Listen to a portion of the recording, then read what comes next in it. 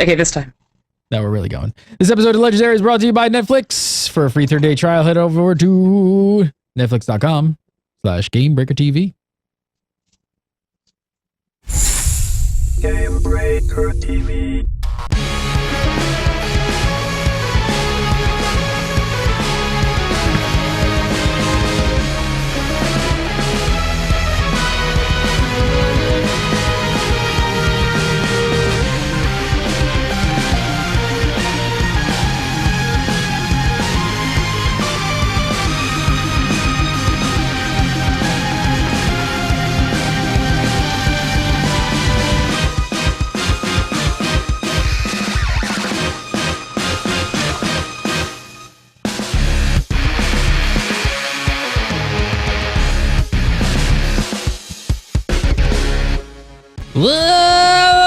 Big bang, what's up, everybody? Welcome to Legendary episode number 108 for December 27th.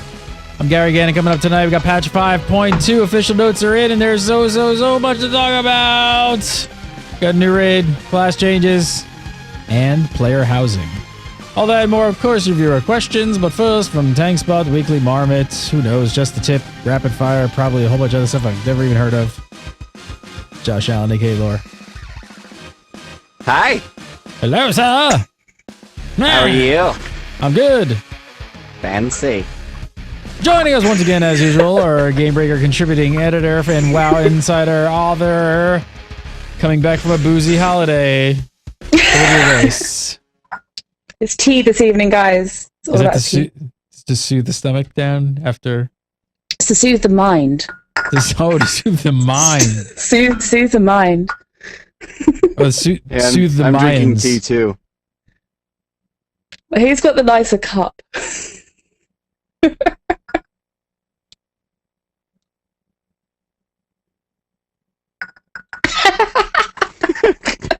Actually, I think it might be Josh. I'm gonna go with Olivia's cup. I don't know if I like drinking my coffee out of a toilet bowl, but whatever floaters your Jack got boater. this for me. Oh, good Jack. Maybe Jack wants to use that as a device. Device. How was your holiday, everybody? Good? Good. Good. I don't got really a care. toilet. I just Yay, figured, toilet. I don't really care how your holiday was. I just figured I'd ask, No. Figured- Well, It seems like the polite thing to do. Yeah, came in some etiquette book I read one time. After holidays, ask people how their holiday was. You don't have to really care. You just have to ask Josh Allen. yeah. If you don't ask, man, I will cut you. All right, the 5.2 is on its way. We talked last week about how there was something coming, but we didn't know what. Well, right after Legendary last week live, Blizzard sent out a screenshot of the new raid instance called the Throne of Thunder. First up, after that, well, they talked about not long after the patch actually hit the Blizzard servers. PTR is not actually up, but Blizzard did end up posting the first round of patch notes. There's so much to talk about this week and digging into these things. First up, let's talk about the new raid. So there's not a ton to go off of here, but we got a screenshot. There's some notes. I don't know. What are your thoughts from looking at this? What were your first thoughts about looking at the screenshot here? The screenshot, I don't know. I got a very Black Temple vibe just looking at it. Probably just because of the layout of the courtyard and everything of it. But I got a very Black Temple vibe looking at it, which is good. I was kind of like, ooh, Black Temple, because that was one of my favorite raid instances of all time. The other one being probably Ulduar, which was another Ulduar is one that they've said a few times that this raid is supposed to be a lot like. So I don't know, man. I got the shivers a little bit. I got the giddies for a little while. I was all excited. I was like, new raid, oh man. Yeah, it does look pretty cool. It looks kind of funky and Mogu-y, and courtyards are kind of dark, a bit darker, which I feel like is something which we've been missing a little bit from this expansion so far. It's all been a bit happy clappy tambourines, cheerful stuff so far, and I'm looking forward to something a little bit darker, and this looks like it might be it. So yeah, I'm excited. It's exciting looking.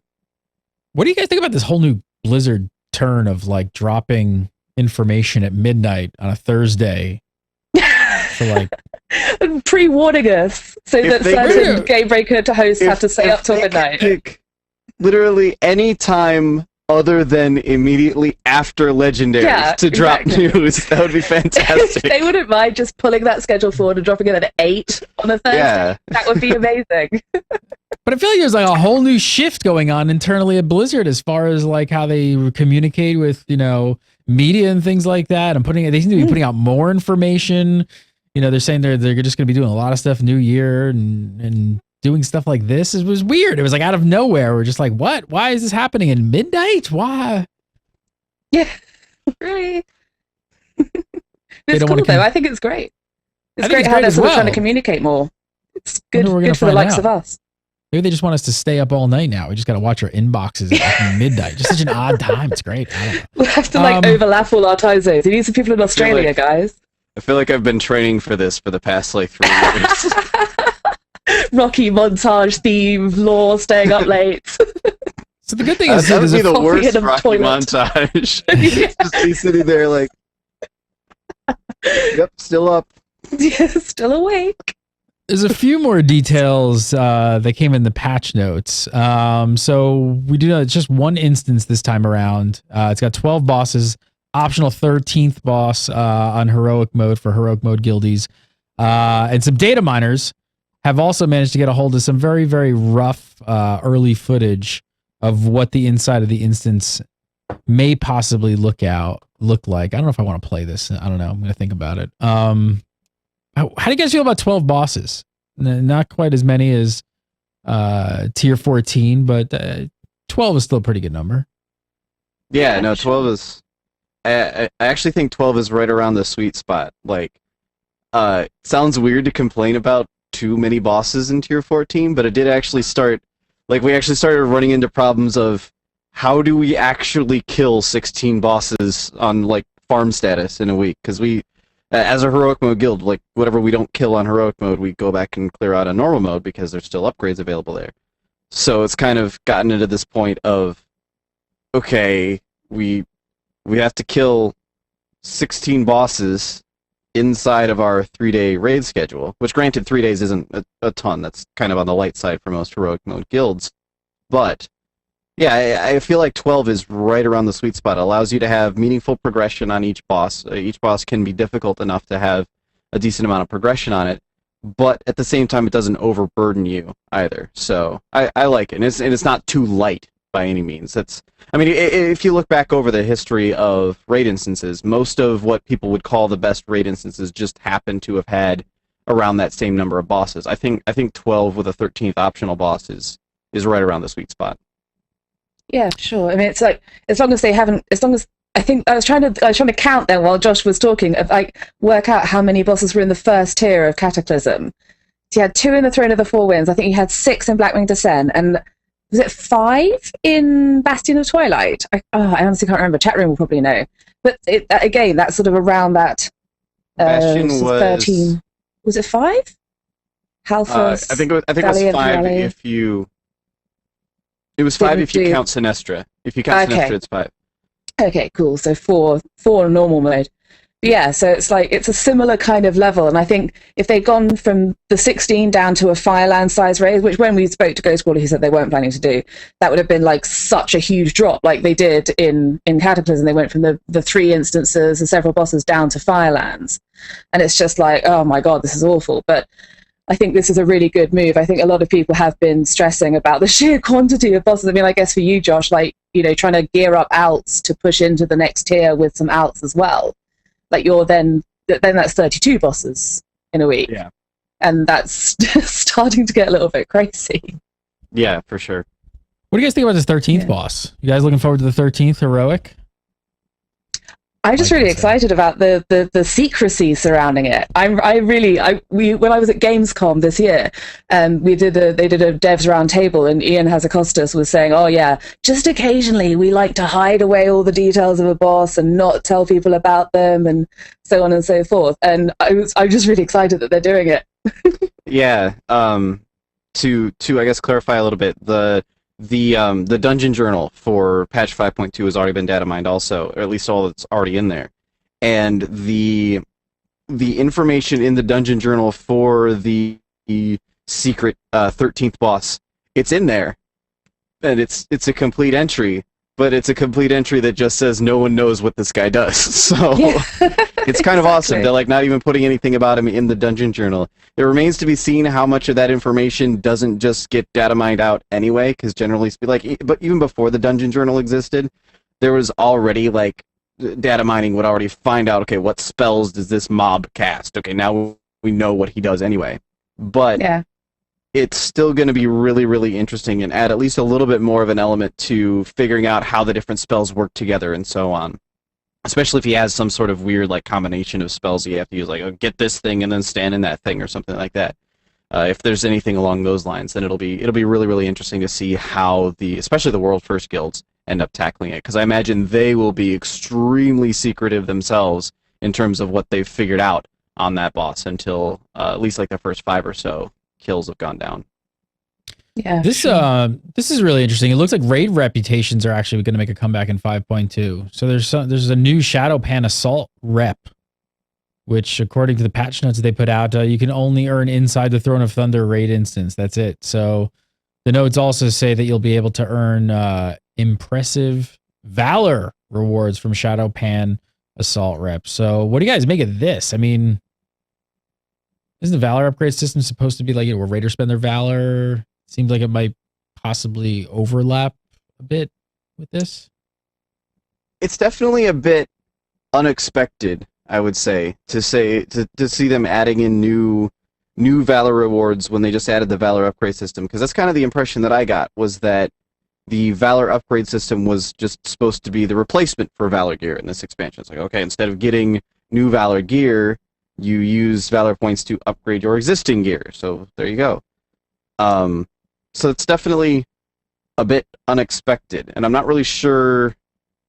Like, I kind of want to say that it'll end up being like the valor gear was during like Firelands and Dragon Soul, where it was kind of like just a little bit behind the like some of the pieces. It was basically like normal mode gear. I'm kind of expecting it'll be along those same lines. But if it's just supposed to be like gap filler gear, like, oh, my actual item hasn't dropped just yet, again, that's kind of what the valor upgrade system was for, to upgrade existing items. So it does seem kind of redundant at that point. I'm not really sure what to make of it just yet. You guys Yeah, think I mean, there'll I be anything guess it's- additional? You think, Olivia, you think there might be anything additional, like any kind of additional besides just valor gear out of this? Well, obviously, you're still going to be getting your drop gear off the bosses. I think that the valor gear thing maybe just fills a gap where you've got more options to spend your valor gear, like, because there's so many factions coming in that if you're getting an alt in and you're trying to gear that alt up to raid, then the possibility to actually get more than just drop gear through raiding without having to do all the dailies for every single faction to get every single little bit, then it's better that you can actually get it through raiding rather than just having to do that. So maybe there's something more for people to spend their valor on there. I guess, but they do say impressive valor rewards. I mean, there's nothing saying that it's not mounts and pretty things. Could be I shinies. guess. I mean, there's looking at the bosses as well. There's one boss that is a mount, a Horodon. I believe he actually is. The boss is the guy's mount, and you have like dinosaur dudes, dinomancers. So Dinosaur dudes! Dinomancers. How cool does that sound? But maybe it's that. Maybe it's not actually necessarily all raid gear. Maybe it's a bunch of vanity stuff. Yeah, there's nothing else listed. Kinda- There's nothing else listed in the notes at all.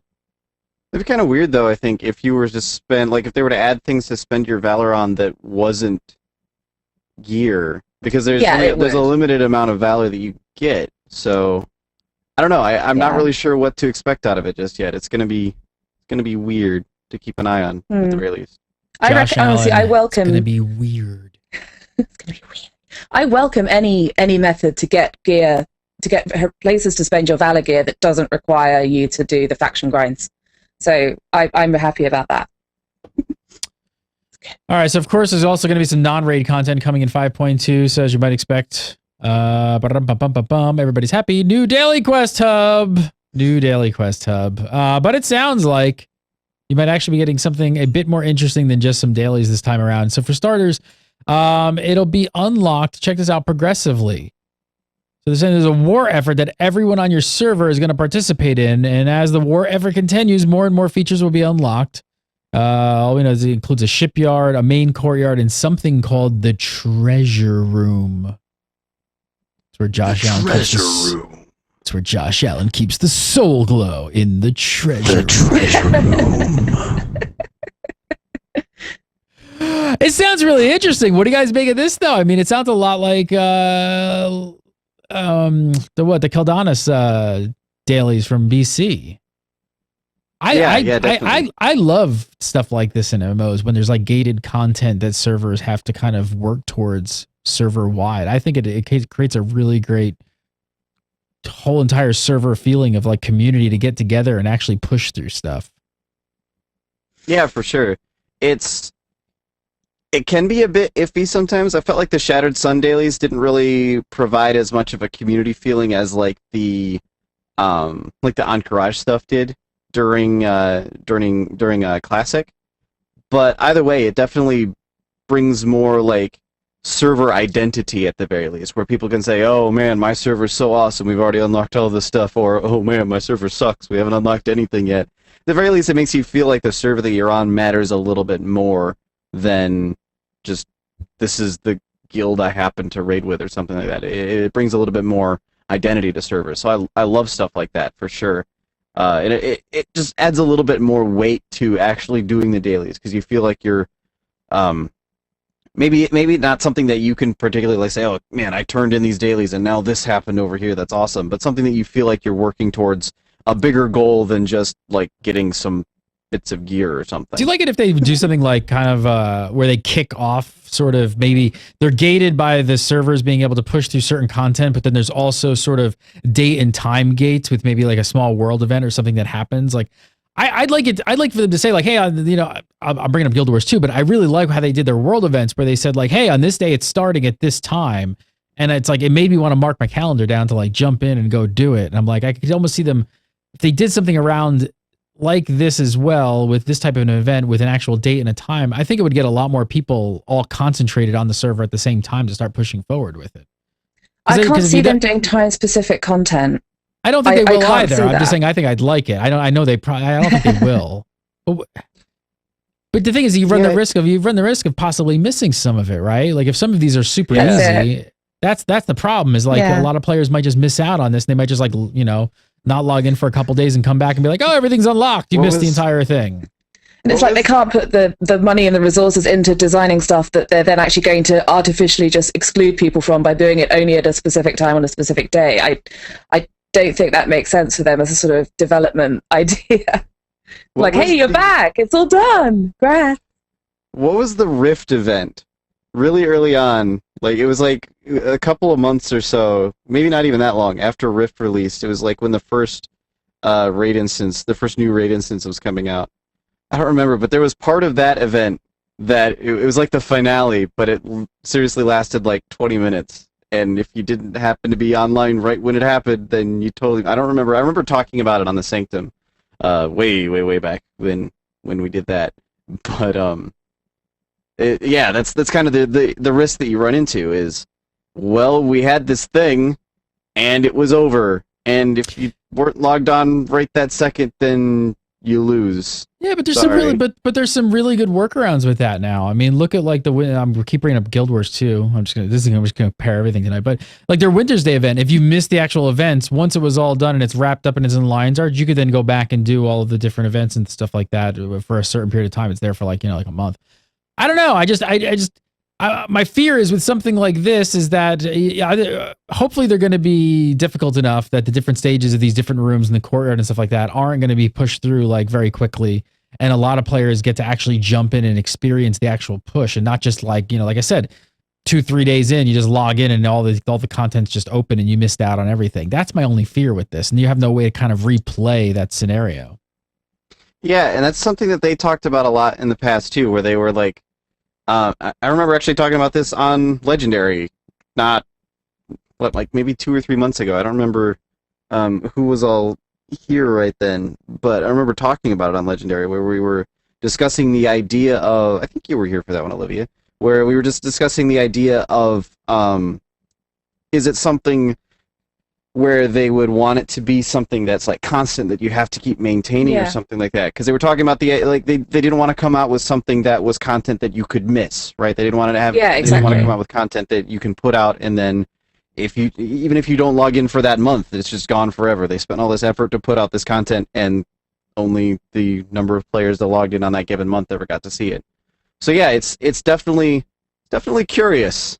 It's very curious. I mean, I guess this is kind of like a doing mix. here. This is kind of like an in-between thing, because it's not like you're going to miss the content. It's just that the stages of it are going to be opened up, and you'll have access to, like, I'm assuming there's going to be daily quests in these areas that you're going to go into every day and just, do them like dailies normally. But it's a fact of getting into them. So it's not like the content's really missed. It's just that, I don't know, if the scenario is sort of revolving around breaking through to that content is actually a lot of fun. I guess people just gotta like jump on as soon as it's live. True.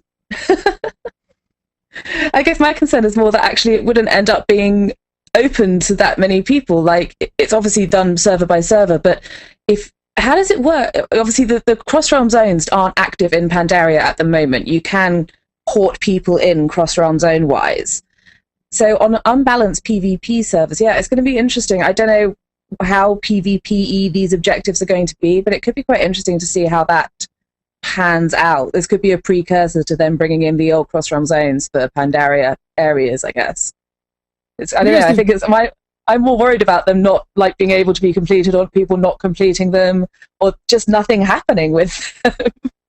You think people would just Maybe totally I'm paranoid. You think people might just like totally ignore them? I don't think so. Well, I mean, it depends on your server, I guess. If you were on a low pop server where there wasn't really much going on, this content just might not. I mean, I'm really like hypothesizing here. This probably won't happen, but I guess it's like possible in a vague way that the content might not open up to you. Perhaps. Well, the other thing is that like with the Shattered Sun dailies on the Isle of Kolinos back in Burning Crusade, they actually had a like maximum amount of time that it could take, and then it would just unlock automatically after X amount of time passed. So I imagine they would do something. They'll like probably that do the for same this. thing. Yeah, Definitely. It's like, okay, you guys, seriously, it's been like 3 months and you haven't done anything. What's going on? Yeah, All right, here you go. Fine. God. You're the worst server ever. What do you guys think of no treasure room till you've done your dailies. The treasure room? What do you guys think of the treasure room? What do you think it could be? I mean, the notes seem to hint that it might actually be the last one of the last things that you get to unlock here, but it sounds like it might be a room full of treasure. I reckon it's going to have treasure in it, and it's going to be a room. Is it a strip club? Maybe it's a strip club called the treasure room would be an awesome name for a strip club. See? There you go. Are you going to plunder the booty? Out. Just out. Maybe. Get out. Maybe. Locked chest. All right, there's more going on here. The treasure room. Yes, it is. That is Yes. it. I don't know. Is there any speculation of what it could be? Is there anything else in the lore, anything that we might know about? Or you think lore, is there anything in the lore that we might know about the lore? Devil lore?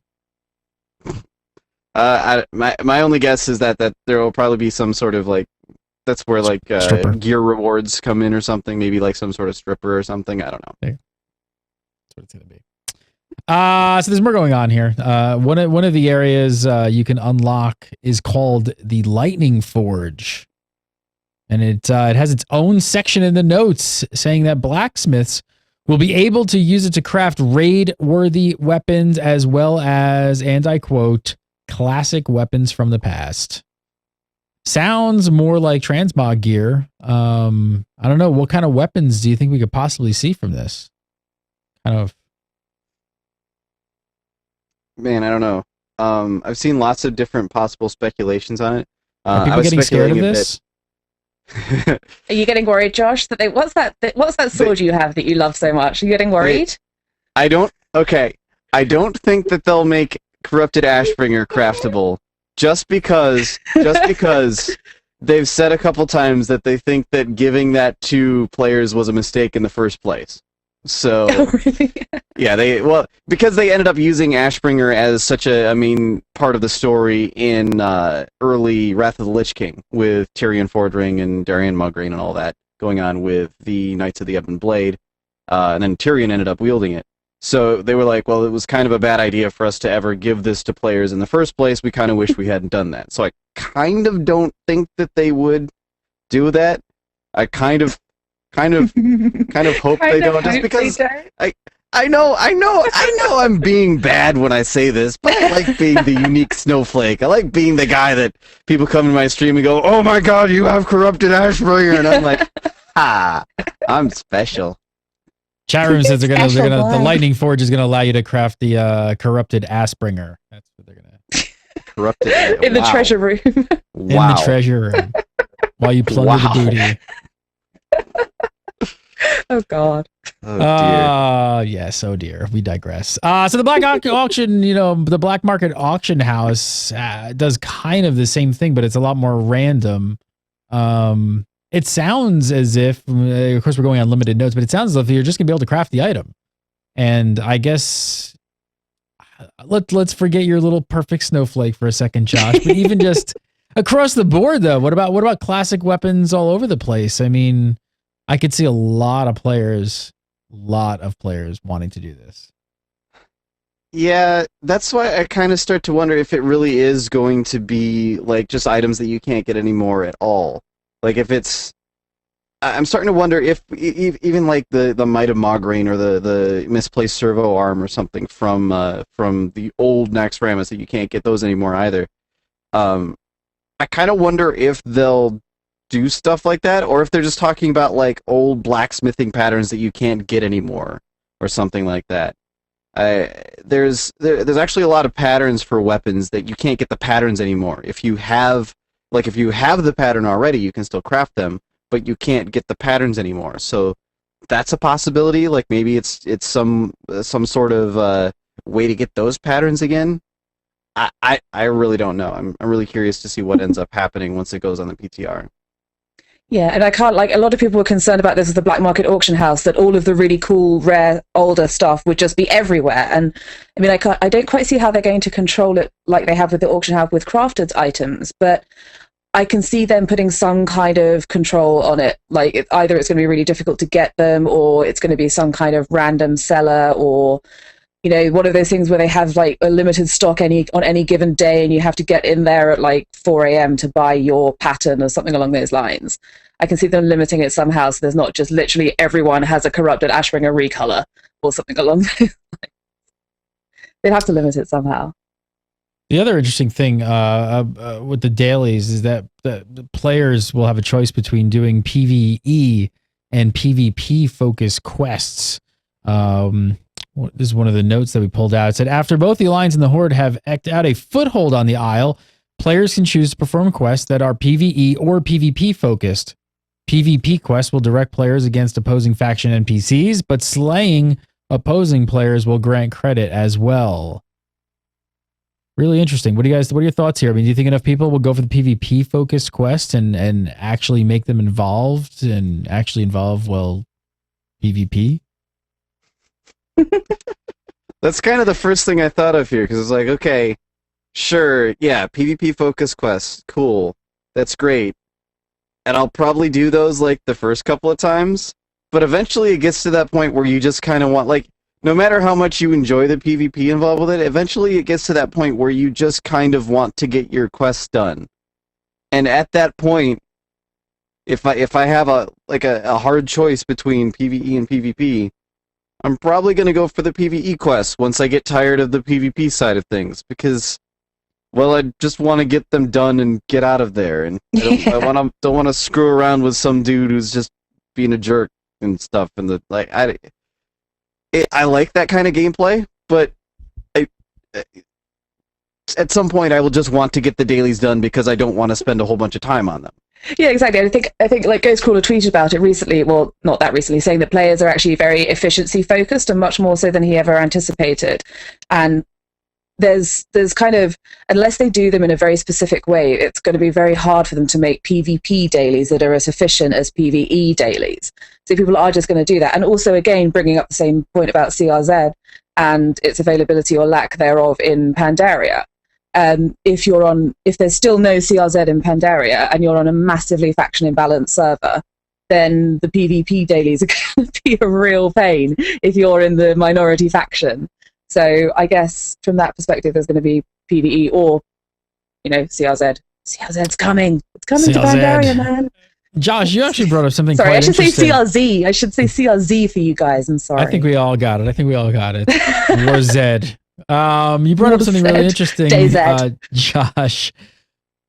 You said if you're gonna have to make a hard choice, and that's something I wondered. Like, do you think you're gonna have to actually make a solid choice between doing PvP or PvE, or do you think that they'll actually allow players to possibly do both of them if they want to? I don't know, because there's positives and negatives to both sides of that. If you allow people to do both, then cool. Now you don't have to worry about does nobody ever do the PvP quests, because everybody will want to do them, because, well, I guess kind of the downside then on that is that you kind of feel like at least if you want to get through the rep as quickly as possible, you feel like you have to do both of them. You have to do both the PvE and the PvP side of things. And I'm worried that if they make it to where you can do both branches if you want to, but each branch is designed to be a single serving of dailies, right? A single helping of dailies, then we might get to sort of the issue we had when Tier 14 first came out, where people felt kind of overwhelmed with dailies early on because there was so much available for them to do, and we just, like MMO players, just naturally feel like there's a whole bunch of this thing that helps me, kind of, I have to do all of it. I feel like that would overwhelm players early on. But at the same time, if you do split them, then okay, yeah, now you only have to pick one or the other. You can only do one or the other. But that leads into what I was talking about before, where maybe everybody just does the PvE dailies because they're easier. I can see them doing something along the lines of either go out and kill 10 NPCs of from this place, or a mixture of 5 and 10 of this, like kill 5 Horde players and 5 NPCs, or 10 NPCs or 10 Horde players, and sort of like mix it up like that somehow. But then it's all going to be, if they do it like that, it's going to be like a whole ton of kill X, kill this number of this guy, kill this number of that guy, and that's not as much fun as gathering Crocolis hearts or whatever. So it's going to have to be a little bit of a mixture there, like either go and invade this, like invade this keep, or go and invade this keep, which is the PvE keep. Something. Care Bear keeps over there, guys. It's okay. I don't know.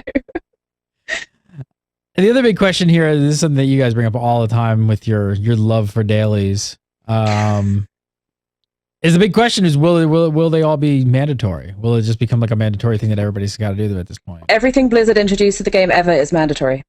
Ever. You heard it here first. Forever. Ever. From Olivia's lips to your ears. That's it. If you don't have the insane title, then you're not a real raider. No, that's mandatory. The insane title. Mandatory. No, I think it's going to depend a lot on what the rewards actually end up being. There is I think, not a huge risk, but at least a measurable one, where you might run into situations where people start, because they want the people who want the rewards will want to unlock the further stages faster. I think there's a possible risk of getting into a situation where people are saying, okay, listen, I'm so mad at you. Like, people start getting mad at their guild members and whatnot for not doing the dailies because it means that their server isn't going to progress as quickly. I could see that potentially being a problem. It could just be something that people look at and say, well, don't be a dick. He doesn't want to do the dailies. But you never know. It's kind of hard to guess really what players are going to do sometimes in situations like that. All right, let's move on. Enough daily talk. Daily. There's so much more show still to do. There's 2 new world bosses coming. Nalak the Stormlord and Undasta. Was something quite interesting here is that the bosses themselves, there's a new boss tagging system. So they're actually going to tap to faction now, meaning if, for example, an alliance player taps a world boss, any other alliance player that joined the fight will also get credit and get loot. Sounds to me like a much better system. I mean, it's smoother than the current system, at least. What do you guys think? Yeah, definitely. I think it's about time. It's about time they introduce something like this, so that when other players rock up, like you could have theoretically two vying groups from the same faction trying to take down the same world boss. I mean, that I can't imagine that would happen very often, but theoretically it could, I guess.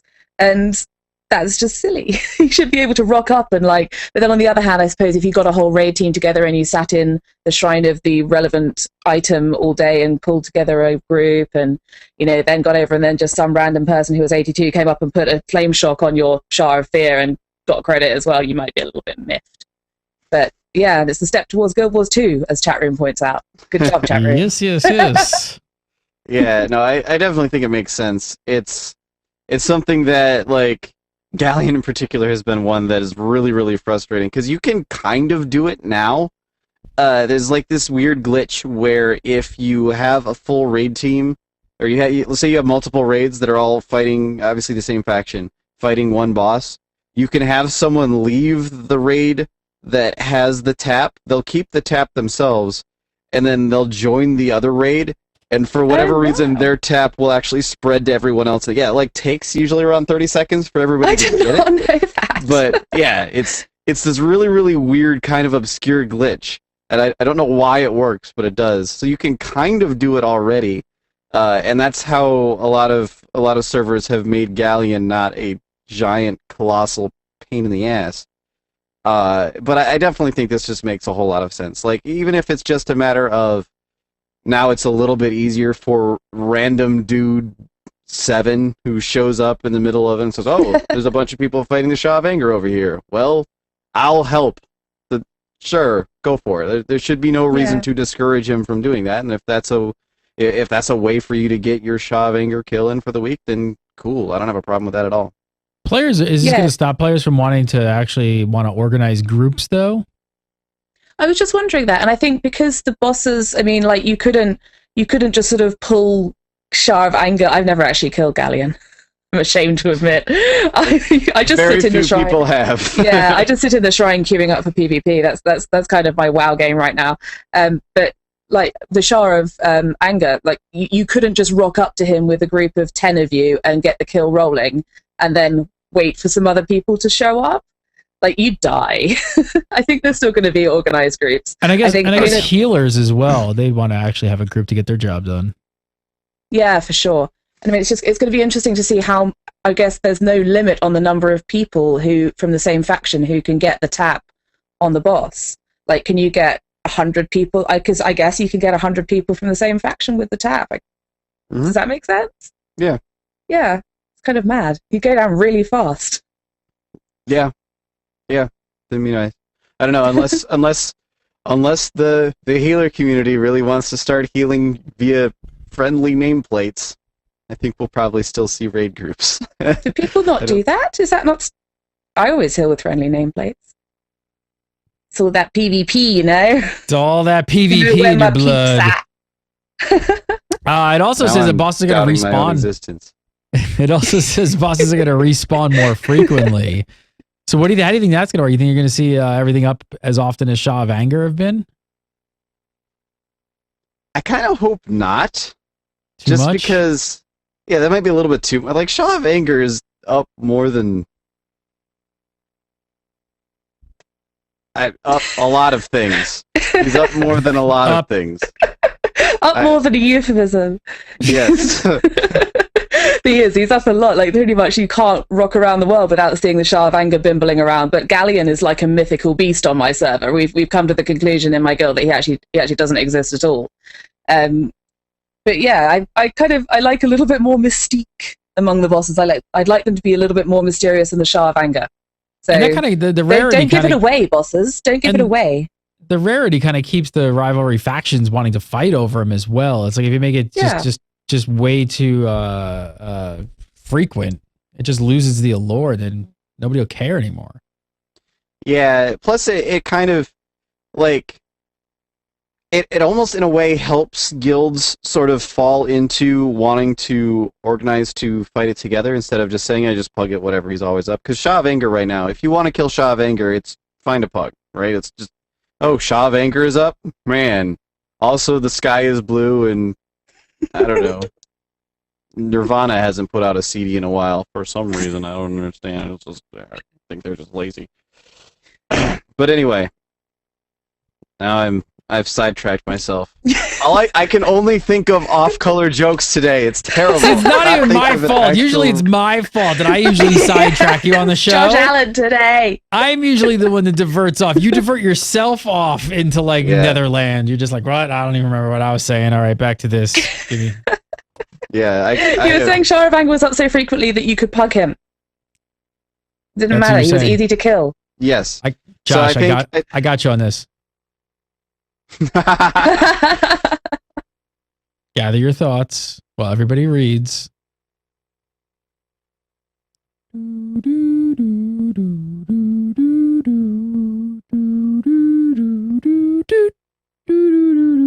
Josh Allen?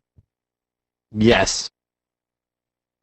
So, I think it actually kind of helps guilds a little bit into saying, this boss is up, we should go kill him right now. And I do kind of like that. That's sort of like, ooh, hey, guys, he's up right now, we should go kill him, instead of just, like, me saying, ooh, Shaw of Anger is up, but everyone else is like, okay. We're very happy for you. Cool Did story, you figure that one out all by yourself? All right, moving on. A bunch of new stuff for Sunsong Ranch. The big thing here is you'll actually be able to buy the farm from Farmer Yoon, making it your own land. You know where this is going, right? So doing so will not only unlock some new content, which is in the form of work orders, but it also will turn your area into a rested area, basically like an inn. The work orders will come in from various Misapandada factions, and they actually give you rep rewards for completing them. So last week we were talking about the reputation boosts from scenarios and dungeons, and here now we've got another way to earn rep coming in 5.2 between I don't know, like I guess do you think it's possible that between all of this someone could actually maybe even start skipping dailies? Yeah, I don't expect it to be as fast as doing dailies, but it does seem like there is at least an alternative method. If you just say, you know what, I just cannot stand any dailies at all. I refuse to do any dailies ever, Olivia Grace. Maybe they're listening to you, Josh, because you love Actually, your Josh Allen's farm. nowhere near as bad with the dailies as me. I'm like a spoilt child with dailies. I'm like get on my guild chat. I'm like, no, not doing any dailies, and I like kick and scream on the floor. I'm dreadful. I'm like such a brat when it comes to dailies. It's currently possible, and I welcome all these changes. But my only complaint is that I have to do dailies with the tillers. Gosh darn it! I'm gonna be honest. I actually liked the 5.1 dailies, and I didn't mind the tillers dailies either. It was, I think it was just Golden Lotus that just really it created so much vitriol, so much anger and hatred. Basically, I became the Shaw of dailies. That maybe Golden Lotus is the Shaw of dailies. I don't know. Oh, plot twist! Spoilers. Yeah. Ooh. Run by Lore Master Cho. In fairness, I found a few in 5.1 that have been quite good fun. I got myself my Disco Priest has now got a shadow off spec because being disco in this expansion is completely unnecessary. And I've been doing the 5.1 ones just to catch up on the story, really. And I've done all of 5 of them, but they're not actually making me cry myself to sleep so far. And there's the one with the arena that I really like. Are you caught up on them after 5 dailies? Caught up on the story after 5? Yeah. No, totally. I know. I'm totally done. I'm done with them. I've got the whole thing. It's happened. Not at all. Not even a little bit. But I kind of feel like I ought to, because so much of the actual. I mean, it's not just the fact that you miss out on the gear, because that doesn't matter to someone who PvPs. You just get the gear through PvP and you upgrade it and you're done. but you're actually missing out by not doing dailies on so much of what's actually going on with the story. You're missing out, like, so much of it is wrapped up in the game. As someone who, prior to getting my little Shadow Priest up and running, was literally doing 0 dailies, I was missing out on so much of the story progression, so much of everything, just because I was being a spoilt brat and refusing to do them. But yeah, and anything like going back to these Tiller dailies, it's like if there's a way that I can just do one faction and bump my earnings with the other factions, then all right, fine, I'll do it. How do you think these work orders are going to work out? Like, what do you think those are going to be? You think they're going to be more dailies? Inevitably. I'm kind of expecting them to use the daily mechanic in that maybe you'll get like one of them a day. But I imagine it'll just be, hey, there's a work order from the Shadow Pan for 50 melons. Please make a bunch of melons and then turn this in tomorrow when your melons have done growing. Go pick those up in the treasure room. Have done growing. Yeah, exactly. Go pick them up in the... We need to deliver Honestly, these John melons to the treasure room. There's an order of melons going to the treasure room. A whole chest full of melons. I'll stop it there. I gotta say, after all this talk, though, seriously. So now that players are actually going to be, you're going to actually be able to own the farm themselves instead of just hanging out with the farmer. How far are we actually from World of Warcraft having player housing? I mean, 2 more patches. it's that close, right? I mean, it seems like everything is almost in place at this point. Yeah, I think we, like, at this point we have a really, really basic form of player housing. Really basic form of player housing. Not enough that I would call it like a real feature, but it ultimately it comes down to, like, it's basically what apartments were in Anarchy Online ages ago, which was the first player housing I ever had direct experience with. That's basically what it is. All we really need now is some way to get other people into your area, so you could say, hey, come over to my farm and have everybody hang out at your farm, which can be something just as simple as saying, whoever has party leader, you phase into their farm. That would be an easy fix there. And then, like, ideally, some way to get, like, decorations to put up. It doesn't have to be anything nearly as involved as, like, dimensions that Rift has or something like that, but just some way to say, I found this statue on this random rare mob out in the wilderness, and when I use it, it will add that statue to my farm back at home. Hooray! Go for me! Go me! Yeah. I've decorated my farm. I think those 2 little things are relatively minor overall. Might not happen in 5.2, but honestly, it might not happen in this expansion. But they've definitely laid a lot of the groundwork necessary to add player housing. If they don't do it with Sunsong Ranch, I will be flabbergasted if it doesn't happen in whatever the next expansion I'll be is. flabbergasted if it doesn't happen. Yeah, I for will sure. be flabbergasted. Do you know what's funny though? Is I wonder if if they actually do like implement it fully, if they'll put that as an actual thing, as an expansion or something, or if they're slowly building it out and then it's just going to be there one day and you're just going to be like, oh, there's player housing, but it's not like they're just packaging it. Well, they're implementing it in like these little chunks that all kind of add up to it, and it's not like they're just like with this massive push of like, now we have this. It's just kind of happening really slowly. I mean, how much further does it have to go from being able to buy the ranch to actually having player housing? I mean, if they put a tent on the ranch, if they put a shack on the ranch, is that player housing? If you've got like a little bivouac tent on your own farm, is that now player housing? I mean, we've got an instanced purchasable area in the game.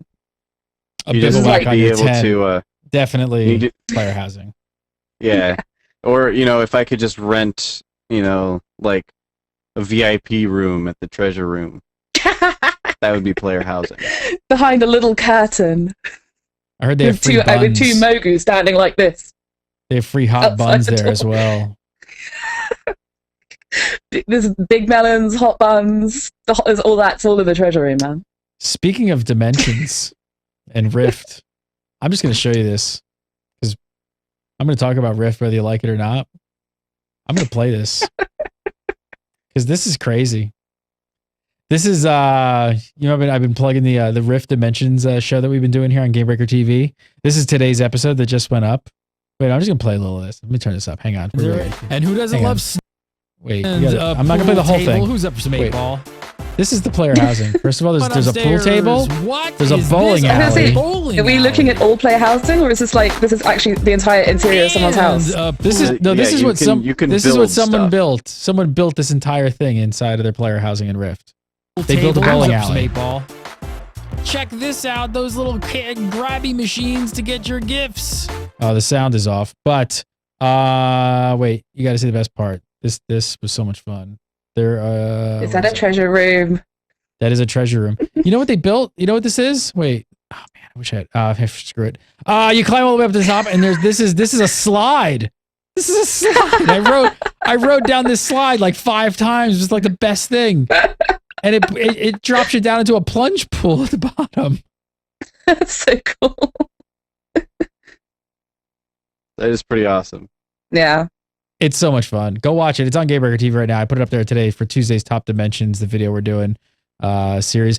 If you guys have not checked out Rift Storm Legion, go check it out. It's been voted the best expansion of 2012 by both Massively and by Zam.com.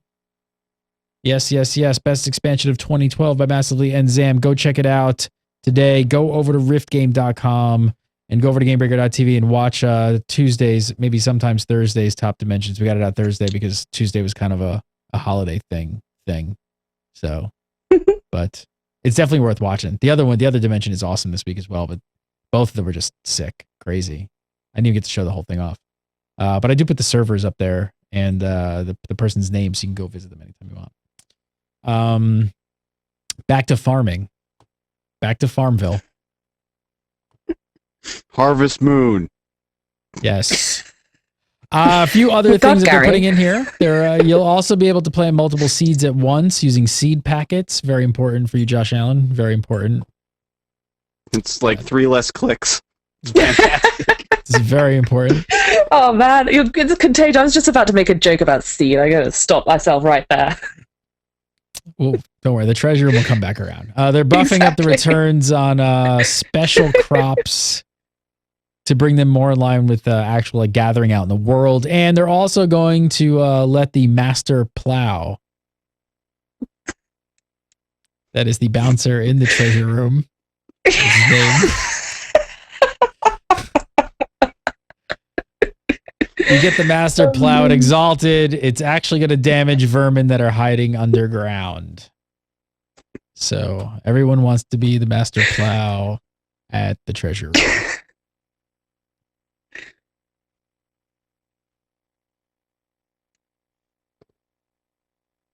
Oh, toilet time. Toilet talk with Josh Allen. Seems like some pretty good quality of life changes. I don't think anyone's complaining about any of these things. What do you guys think about upgrades though? Any upgrades to the farm you guys like to see? Like, actual upgrades, maybe the sprinkler system or something like that? Yeah, I was actually kind of disappointed that at least the thing with the master plow is something, because like the master plow was something that I already had. I was hoping to be able to get more stuff to add to my farm, because I want to be able to keep adding stuff. I want my farm to be awesome. I want my farm to be cooler than everybody else's farm. Okay, so I don't know. I thought that would be a cooler way to do stuff like that. Like put some sort of just give those little like IR mole things you can shove in the ground. I'm sure the goblins can come up with some way to make that work. That would have been cool. I don't know. I mean, I'm not gonna complain about having to do less clicking, but less clicking. I don't know. I think it'd be. I thought it would have been cooler to put that in as something else entirely, some other upgrade that you can get instead of just tying it into one of the existing ones. Yeah, that makes sense. I mean, with the amount of changes that they're bringing to it, you should be able to get some additional bonus beyond just owning it. That would make sense. So bring in more rep items, or maybe have to trade in a certain amount of some particular plant for something, or something along those lines. Like go and barter with one of the next door farmers and buy a combine harvester and just be done with the place. All right, last bit of PTR notes we're going to look at today. Some class changes. We're all kind of expecting a lot of, balance tweaks in 5.2, especially for PvP. And there's some already in the notes that we got to look at. So there's some nerfs, and they're toning down things like burst damage and some slight nerfs to CC. There's a few in here that are particularly pretty important. So first off, Cyclone. That's gotten hit really hard. So feral druids are now gonna. Yeah, I know Mike Shaftnit's crying in a corner somewhere right now. And I'm doing like a happy little dance. They're now gonna have a Literally. 30-second cooldown on Cyclone. So big change there. No more chain instant cyclones from ferals. On top of that, it went from being on its own diminishing returns all by itself to being on, well, pretty much almost everything. According to the Literally notes, every CC. Sucks to be you, Shaftnit. Wow. wow. Totally You calling read that. it. QQing so hard about his cyclone when you were away, Gary. It was amazing. Yeah, he's crying. I'm surprised he didn't call in right now. So, according to the Call him. notes, Cyclone now shares diminishing returns with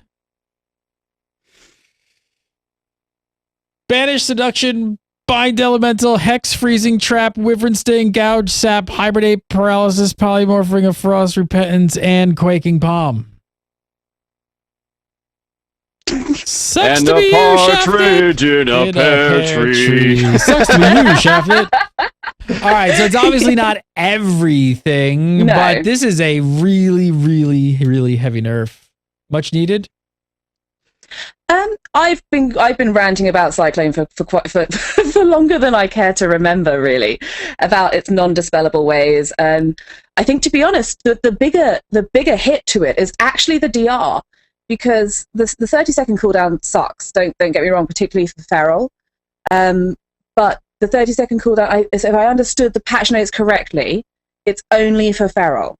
So it's only feral that's getting the cooldown. So if you're any of the other druid shapes, then Actually, you I can think still there's a little note that Bob said actually just Mike Shaftnit's druid. Oh, just like Shaftnit's druid. Oh, that's it. okay Yeah, that's then. it. Now we can just forget about all this. All you guys are Everyone fine. else It's could just forget about it, move on. Yeah. Totally. But yeah, because the predatory swiftness buff was up so much, the instant cast cyclones on the ferals were a real pain, because you had to have someone who was on the ball and able to dispel that buff and able to dispel it pretty constantly. I mean, a shaman there was a joke on one of the forums about shaman in arena. It's just like purge, and it wants. That's what you're doing against ferals to keep that buff off them. But yeah, for the other druids, it's not really that relevant. So you can still spam cyclone if you've got a cast time. But so the bigger hit on it is actually this DR, and it's fantastic. As someone who doesn't have a druid of max level, this is an awesome change. Yeah, I am a little bit worried that it might be too far. I mean, it is just the first round. I don't think that all these DRs are actually going to stay in.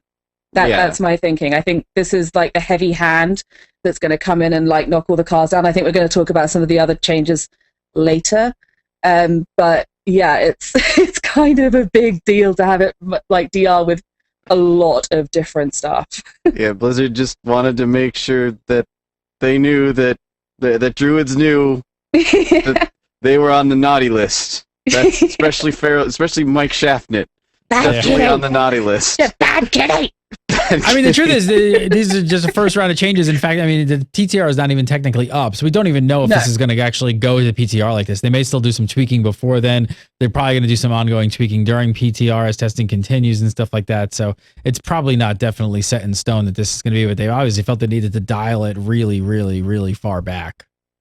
Yeah, Well, that's kind of what Blizzard does, right? Is they say, all right, well, this needs to be changed. Burn everything. Everything to the ground. Oh, that was a little bit too much. Can we unburn some of that, please? Can we unburn just a little bit? That'd be great. Just all right. Nope. I'll move on. Silences are also getting nerfed. At least the ones tied to interrupts. Several interrupts that could also have a silence effect tied to it lost the silence entirely. In particular, we're talking about improved counterspell and spell lock, at least for now. That, of course, goes along with several nerfs that have already hit, such as the gag order change that was in patch 5.1. This is something most, I think, PvPers were actually expecting, though, right? This is not a big surprise. No, this doesn't come as a huge surprise. I mean, I think one of the sort of important thing to recognize from these changes is that this means that, particularly we're talking about mages using, obviously, improved counterspell, and warlocks using the Fell Hunter for the spell lock. This means that you can't walk up to someone and be like, no casting for you. You've got to actually wait until they cast something and then interrupt them. Does this help bring back the skill to actually using your interrupts? That's exactly, yeah. So I can't remember which blue it was, but there was a post on the forums, obviously, complaining about this as is expected with any given change, and the blue response was basically, you'll just have to wait for a cast to come along and interrupt that. Good job, good luck. This is crazy talk. Yeah, I definitely it's not a huge surprise at all. Everybody was kind of expecting to see something like this at this point, and I think it's really good for the game because that's always been kind of a big part of arenas, especially, was like juking interrupts and stuff and faking your cast. So it's you start the cast, but then you cancel it because you're like, okay, he's going to interrupt when I start casting, Healing Wave or something. So I'll start to cast it and then I'll move to cancel it. And then he'll use his interrupt and he'll have wasted it. Or somebody else. And then on the other side of things, like you had this whole mind game going. Like, is he going to juke this one or is he going to not juke it, knowing that I will probably think that he's going to juke it? And then do I actually interrupt this one or do I not interrupt this one? It actually gets really interesting. Yeah, it's like, at which point in his cast do I decide that he's not going to juke it and so on? I think it's pretty cool. And that was always a really, really cool part of actually interrupting the cast, because it's also something that happens within like 3 seconds, right? Like it's this inside this cast time there's this little battle of the wills going on in terms of who's going to like call chicken first or whatever. So I definitely like that the interrupts are going back to not being something that you just sort of cast when you feel like saying, no, you just don't get to cast any spells for a little while. It's definitely very, very needed, I think, to World of Warcraft PvP. Yeah, I'd love to see more of them coming the way of melee. I mean, I think we're not actually mentioning it, the huge changes to rogue. So I'm just going to bring this up for a second. I know you play a rogue, Josh, so you must have read about these. Mm-hmm. That like there's a ton of stuff that's changing for rogues, and my goodness, they needed something, but whether they needed quite this much, I'm really not sure. It's kind of insane. But one of the things they're adding in is they have this thing, sorry, I'm just like scrolling back to it. A deadly throw can now interrupt spell casting at 3, 4, and 5 combo points, and upon interrupt prevents any spell in that skill being cast for 4, 5, and 6 seconds, repeat respectively. So, yeah, it's kind of a change for them. And there's also the teleporting behind the target thing, and there's just more ways for melee to interrupt spell casting and silence you.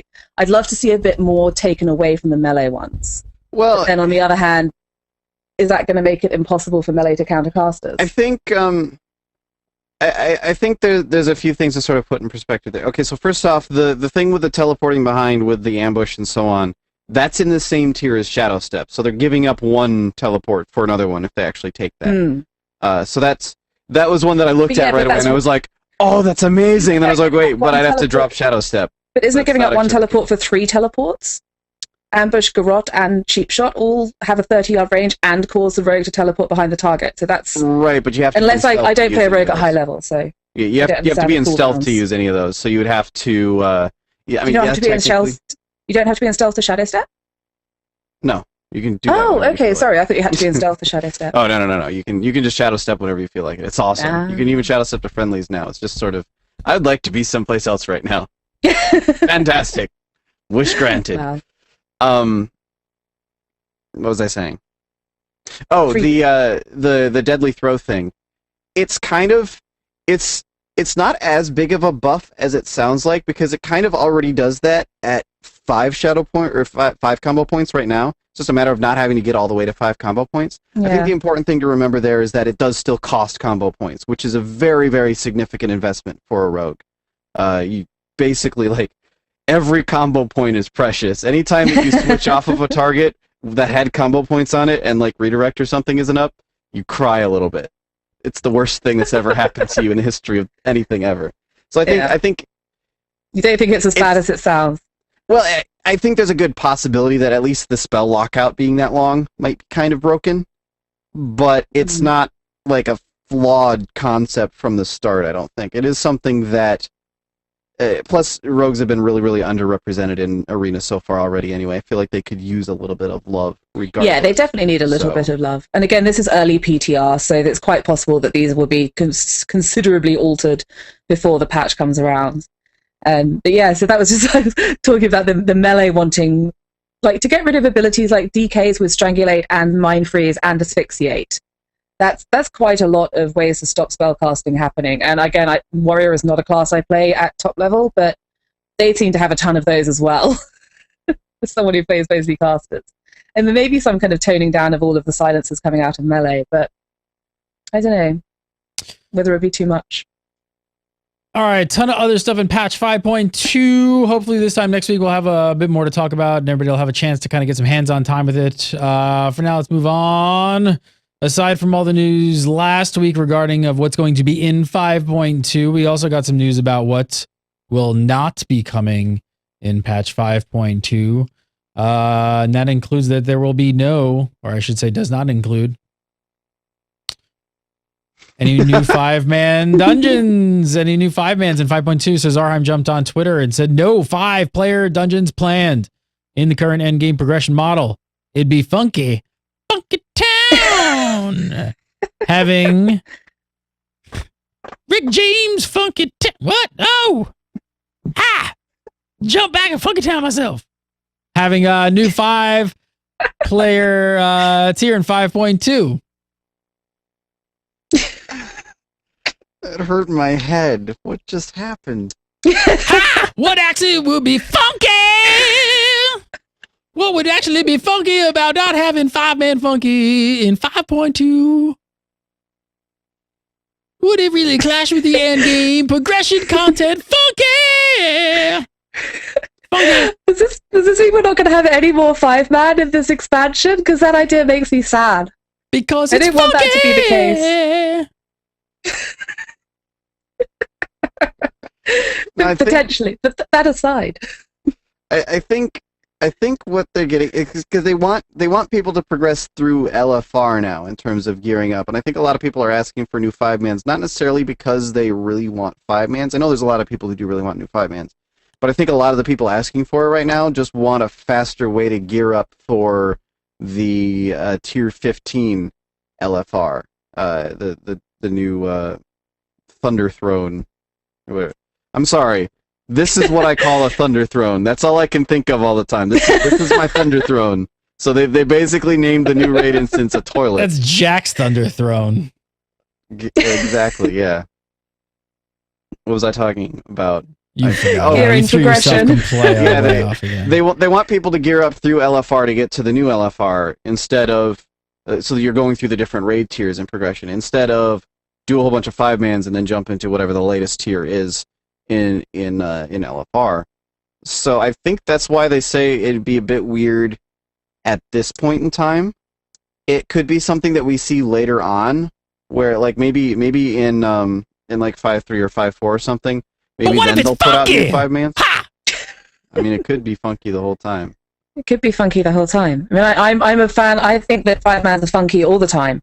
I think because if you're going to have to to get into the Throne of Thunder, to get into Josh's teacup, you've got to do the 5-man. You got to get yourself to 90. Then you got to do the 5-man normals. Then you got to do the 5-man heroics. Then you've got to do the 1, 2, 3 tiers of LFR. Then you've got to do the raiding, and then you've got to do the next LFR along, and then you've got to do the next one. So that's kind of there's a real straight line to that progression there. There's not the sort of the sort of catch up 5-mans like I don't know. Zandalari's were, I guess, that sort of skip you up to almost the level of the last tier, and I think I'm gonna miss that for gearing up out. I think that's going to be a bit of a pain, to be honest. Not very funky.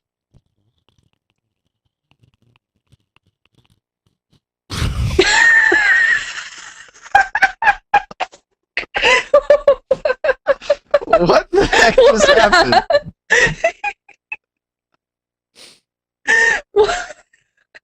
I don't understand. I was trying to do a sound effect, but it didn't really come out. That was supposed to be my water noise going, and then I was gonna go, "Hey man, something smells really funky." Instead, you just drooled on your microphone. It's all right, man. It's a good mic. What What do you think this means, though? You think it's going to mean that we won't see any new 5-mans at all in this expansion, or you think there'll be a chance that we see him in 5.3 or 5.4? Zarham and get out of Funky Town. I think we might see them as sort of a catch-up mechanism to like 2 tiers behind sort of thing, so that like when the final raids roll around, you don't have to start all the way back at Mogashan Vaults to get through to everything. But I don't know. It's a bit weird. I'd almost like to see them as just an alternate form of progression, but at that point, we're talking about like having to sort of rethink how 5-mans work anyway. So, like personally, what I'd really like to see is like serious mode 5-mans, not like challenge mode. Challenge modes they're interesting, but they felt a little bit they're speed runs basically is what it comes down to. I'm talking about like having 5-mans that are just actually hard to finish, like at all ever, not necessarily hard to finish in like this specific amount of time, which granted challenge modes are still relatively difficult, but I'm talking about like serious, like we're going to spend 4 hours in this 5-man sort of thing. I'd honestly like to see that sort of thing come back, because I kind of miss the old like lower Blackrock Spire runs.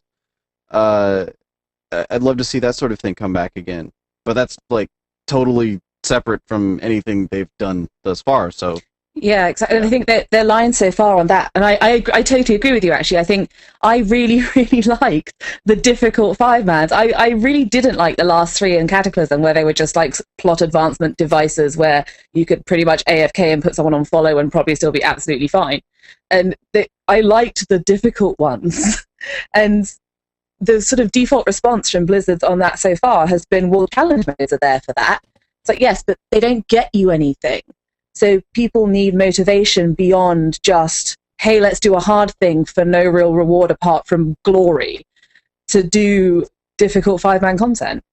And I don't know, I'd really like to see some 5-man dungeons that were, like Josh says, like actually really difficult. Like you get in there, and if you're not doing the right DPS, or if you've got one person in there who keeps standing in fire, you're like, oh, we're not going to get through this.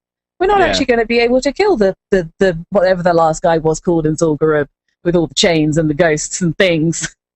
Yeah, and I see people talking about it in chat room right now. I'm not talking about something that you would like queue up for in like a random dungeon finder. Like if you're worried about, oh, there's always some guy in my group that doesn't, well then don't group with that guy is what it would come down to at that point. I'm talking about like actual, like imagine doing Karazhan with 5 people. That sort of idea. I think something like that would be amazing. I would be stoked for 5-man Karazhan. That's actually an amazing idea, and there you go, Blizzard. That one's for free. Yeah, I don't know. I'd want it to be queuable with random groups. Whatever it was they did, I'd want it to be queuable with random groups. Like one of the most fun things for me in PvE is actually just queuing up with a bunch of randoms and trying to do difficult dungeons. I really enjoyed doing the Zandalaris with people that I didn't know, that I hadn't played with before. It was one of the fun things for me. Maybe I'm like some kind of sadomasochist there, but it was good. It was fun, and I'd like to see more like that and like the grim battle at the beginning of Kata when everyone was undergeared and struggling, and you would like get out of the Shadow Gale, Muppet. All right, let's do some viewer questions to get the heck out of here. It's almost 2013, but remember, we love viewer questions. We love video questions. So if you got a video question, send it over to submit@gamebreaker.tv. Keep an eye on our Facebook page. We also ask for questions there. Keep the video questions coming in 2013. We got a video question to start us off. This one from Charlek.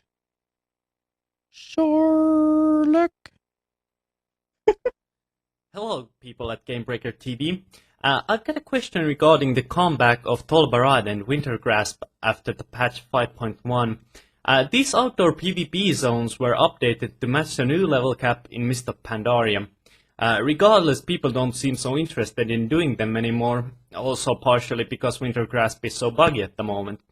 But what are your thoughts on the matter, and do you think they'll add more zones like Tolbarad or Wintergrasp in the future? All right, so basically the question is, how do you feel about Tolbarad and Wintergrasp at 90, and will they add more similar zones in the future? Maybe if I'm kind of wondering if anyone got the EU. memo.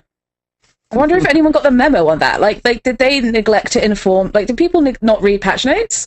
There's no one in these things. guys, they're now available at level 90. Like, I was online on one of the PvP realms I play on, for goodness sake, the other day, and someone was in trade QQing about how there's no Tolbarad and no Winter. Why don't they do something like Tolbarad and Wintergrasp and world bosses are rubbish? It's just like, they're open for 90s, right? It's like, Yeah. no, they're not. That's stupid. They're level 80 and level 85. It's like, not anymore. Yeah, I think it's obviously not something that like the PvE crowd is going to be really interested in. Like I see a bunch of people in chat saying, well, you don't get Valor from it, you don't get the bosses from it, like you don't get Vault of Archivon or Buried in Hold or anything out of it. I don't really think that those were obviously part of it, but Tolbarad especially was always worth a butt ton of honor. Like, it was actually really, really good honor, and it still is now really, really good honor. If you need honor, you should be doing Tolbarad and Wintergrasp. You seriously go do them, especially since like nobody else is doing them right now. So you should 1v0. You'll just be like you on your epic mount running around, just like 1, 2, 3, I'm done, I win. I get all the honor. Yeah, it's like what, like 600 honor for finishing? It's insane. It's huge. It's nuts. huge. So and you're talking about like 15 minutes. So seriously, I don't know why people aren't doing them. They need to be. Yeah. As to whether they'll add more in the future, absolutely, I think so. Especially if they're going to keep scaling them up to whatever the current level cap is, kind of like Battlegrounds. I think totally, we will see more in the future at some point. Maybe not in Mist, but at some point we will see more of them. All right, next question. This one in from Michael Williams. Michael says, will we ever have cross-realm current tier raids, guilds, and arena teams? What do you think there, Josh? Man. So I would really like to see the ability to cross-realm current tier raids, but I can kind of see why they haven't done it, because they're kind of worried about what would happen to guilds then at that point. Because there are still enough things like trading and so on. There are still enough things that kind of you have to be on the same server to really use, and it could do weird things to guilds if all of a sudden it didn't actually matter what server you were on and your guild was completely and totally cross-realm. I think it'd be actually kind of neat to explore that idea a little bit, but I can see why they would be very, very hesitant to do it, because that's kind of one of those, you can't really come back from that. Once that cat's out of the bag, then you can't really go back to how things were before anymore, sort of situations.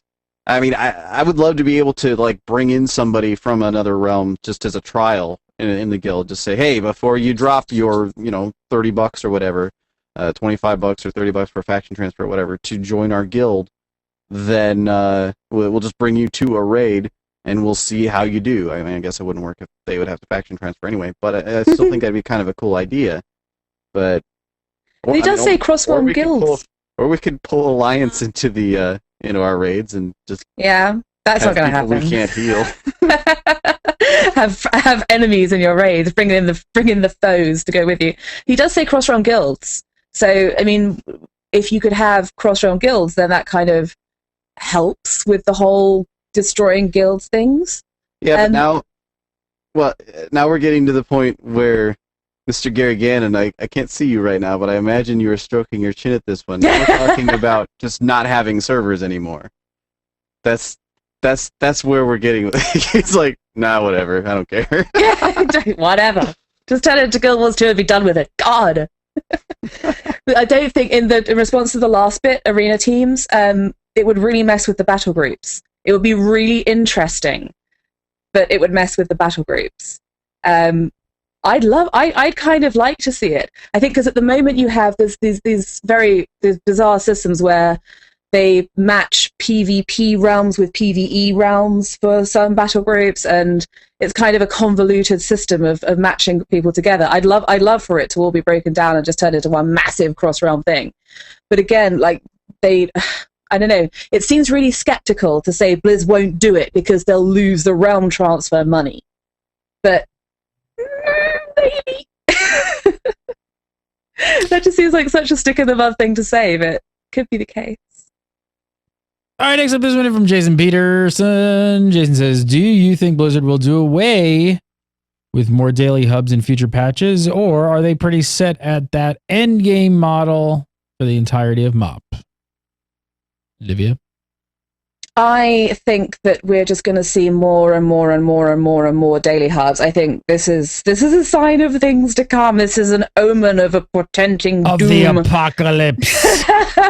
Apocalypse soon.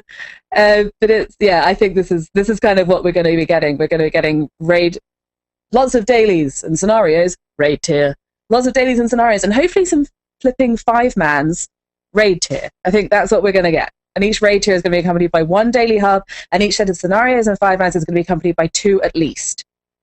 Yeah, and I think I think certainly we're going to keep seeing daily hubs. It just seems to be something that they can at least do relatively easily.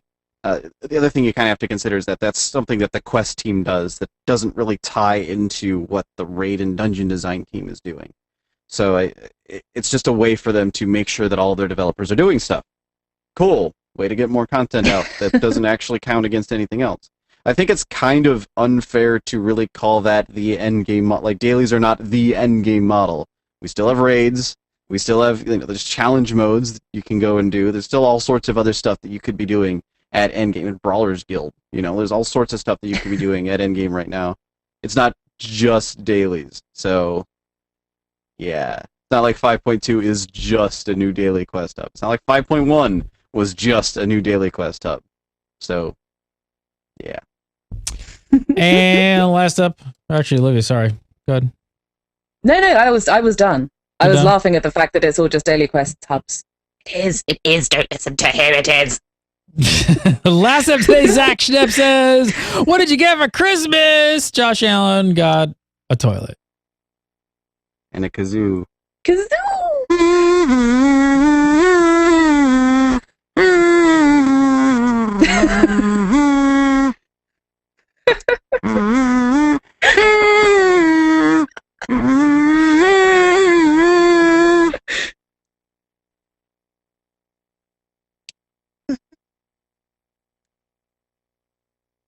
new phones they got us are great.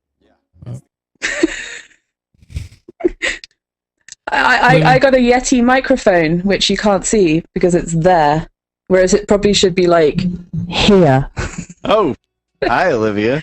Hi. Yeah, I got a Yeti microphone, which I probably haven't set up right. So yeah, hopefully Yeti. better sound in future. A kazoo.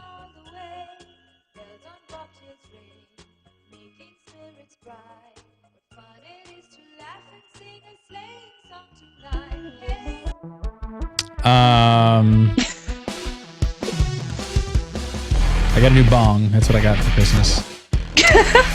Olivia D. Grace. Follow her on the Twitter at Olivia D. Grace. And of course, come over to GameBreaker.tv and check out all her stuff right here on the GameBreaker TV, covering the Worlds of Warcraft. Olivia D. Grace. Follow her on Twitter at Olivia D. Grace. Josh Allen, aka Lore. Follow him on Twitter at Devil Lore. And come over to GameBreaker.tv, watch PST, and I don't know, and drinks out of toilets. You can follow me on Twitter at Gary Gannon. Follow GameBreaker TV at GameBreaker TV. And don't forget, mark your calendars if you're watching this December 28th. We are doing the 2012 Video Game Awards, the Video Choice Awards, Video Game Choice Awards by you, voted on by you, the viewers. We're going to have a live show at 8 PST, so definitely come over and hang out for that. It's going to be lots of fun. It's going to be myself, Mr. Josh Allen, Mr. Jason Winter, Mr. Scott Hawks from ZAM, maybe one other person. I don't know yet. So maybe 5 people. Who knows? It's going to be crazy. Come over, mark your calendars, 8 PST, December 28th. Go to Netflix. Get a free 30-day trial. Netflix.com/GameBreakerTV. See what else I can plug before we get out of here. No, I ain't got nothing else. All right.